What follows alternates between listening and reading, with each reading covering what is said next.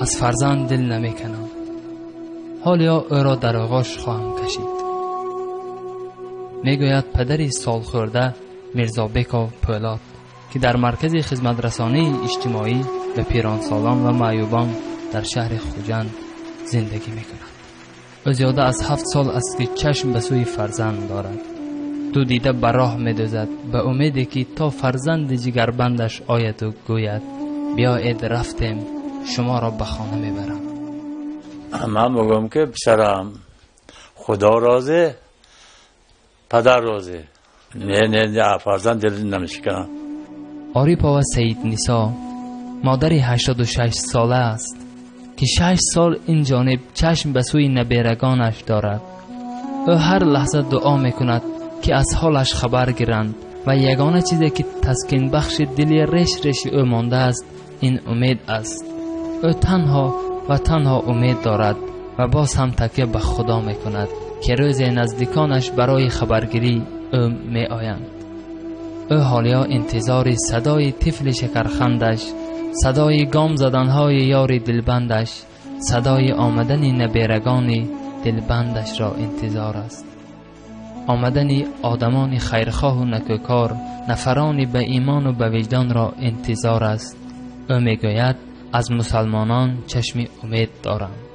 زیگیره که اینجا من های دختر میکنم پسر میکنم همه ها تولا میکنم که من نگاه کن تو من همینجا غریبه و کار نکنه دو گیران بوده لازم کنه خانم نیست بجا میکنم شرفه اوی میکنم زخمشم همین به بچم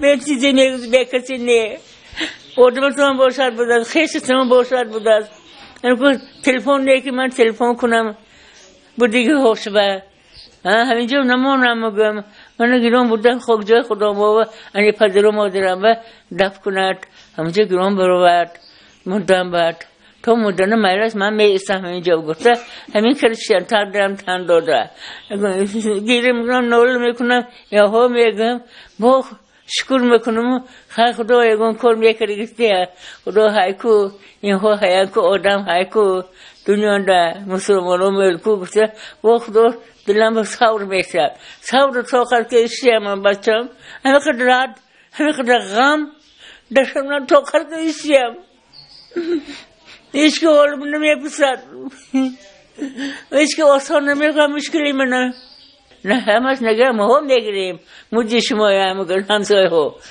ها چیزه باید 4 سال 5 ساله همسایه خبر میگیرن؟ ها خبر میگیرن چیزه گم گفته که میکرد میبیان میخوای سیوق قیوق جگر وقت میبیان برای همسایتان شما چی گفتم میخواهید؟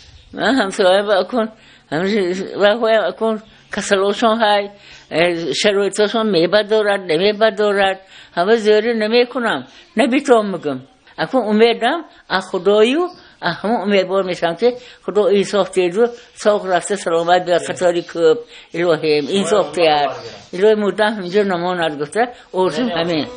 با یکی از منطقه های شهر خوجند میگذشتیم و بینایی را دیدیم که خیلی زمانوی. به آن بنا داخل شدیم دیدیم که خیلی حزن آور بود زیرا پدر و مادران سال خورده با درد انتظار می نشستند. حالا در مرکز خدمت رسانی اجتماعی به پیرانسالان و معیوبان در شهر خوجند زیاده از 60 نفر پدران و مادران دلریش و جگرخون زندگی دارند که با هر راه به اینجا آمدند. یکی را خانه‌اش را فروختند، دیگری را نخواستند که با فرزندانش زندگی نماید، سومین را به استراحت میبریم گویان فریب دادند. یکی را دخترانشان عصای دست پیری شده آوردند، دیگری را فرزندان عزیزش به استراحت میبرم